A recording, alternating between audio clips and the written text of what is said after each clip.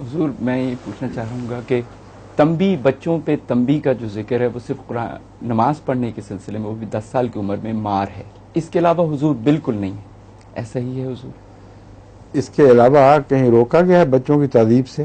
نہیں۔ مگر یہ فرمایا گیا ہے کہ جب بچوں پہ اگر ہاتھ اٹھانا پڑے تو نقصان نہ پہنچے ان کو، ان کے چہرے پہ نہیں مارنا، نسبتاً حوصلے سے کرو.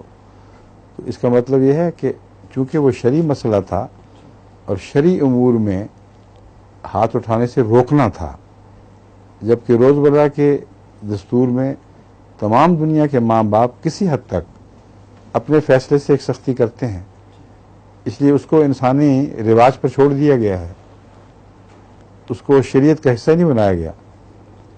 جہاں شریعت کی پابندی کا سوال ہے وہاں یہ اصول پیش نظر رکھا گیا ہے کہ لا اکراہ فی الدین کا یہ مطلب نہیں کہ اپنے بچوں پر کسی طرح کی بھی کوئی سختی واجب نہیں. ایک عمر کا ایسا حصہ ہے جہاں کچھ تادیب ان کی اصلاح کی خاطر کرو، اور یہ اس کو تقویت ملتی ہے ان کے ماں باپ کے اپنے دستور سے. جب اسکول نہیں جاتا تو مارتے ہیں، جب کوئی اور بیہودہ حرکت کرتا ہے تو سزا دیتے ہیں.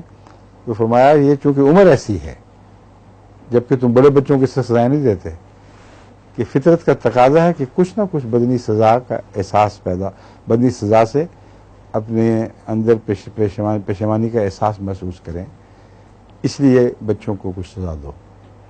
سمجھ گئے؟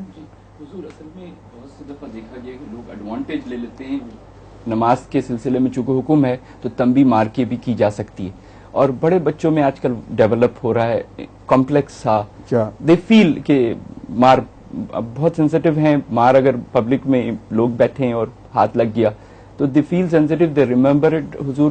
اور نہیں، یہ تو بیوقوفیاں ہیں ان کا، کیریڈ اوے ہو جاتے ہیں لوگ. انسانی بیوقوفیاں ہیں. جی حضور. اس کا مسائل سے کیا تعلق ہے؟ عورتوں کے لوگ مار مار کے ہڈیاں بھی توڑ دیتے ہیں غریبوں کی، بدتمیزی کرتے، بکواس کرتے، گھر میں ہر وقت دنگا فساد، اپنے گھر کو جہنم بنا دیتے ہیں. تو اس کا دینی مسائل سے تو کوئی تعلق نہیں ہے. ہر انسان اپنی طرز پر ایک ہے، اور بعض ٹیڑے لوگ جو ہیں وہ ٹیڑے ہی رہتے ہیں. ان کو جتنی بڑی نصیحتیں کر رہے ہیں، کتے کی دم کی طرح، جو 12 سال کہتے ہیں نالی میں رکھا تھا کہ شاید نکلے تو سیدھی ہو جائے، نکلتے پھر مڑ گئی. تو یہ جو ٹیڑھی طبیعتیں ہیں ان کا کوئی علاج نہیں ہے، ان کا علاج خدا کی مار ہے.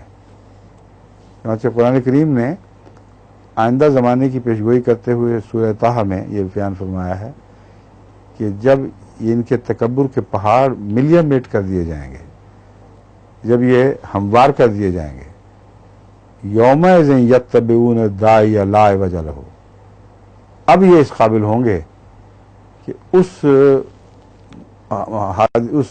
سربراہ کی یا اس امام کی پیروی کریں جس میں کوئی کجی نہیں ہے. تو پہلے ان کی کجیاں دور ہوں گی تو پھر سیدھے امام کے پیچھے لگیں گے نا. تو وہ کجیاں دور کرنے کا خدا نے یہی طریق بتایا کہ ہم پھر سزا دیں گے، اور ان کے ہاتھوں کے کمائے ہوئے ظلم ان پر وبال بن کے نازل ہوں گے. جب یہ ہو جائے گا پھر یہ سیدھے ہوئے لوگ پھر رسول اللہ صلی اللہ علیہ وسلم کے پیچھے چل سکتے ہیں. سمجھے؟ ظہور مہدی آخر زمان ہے.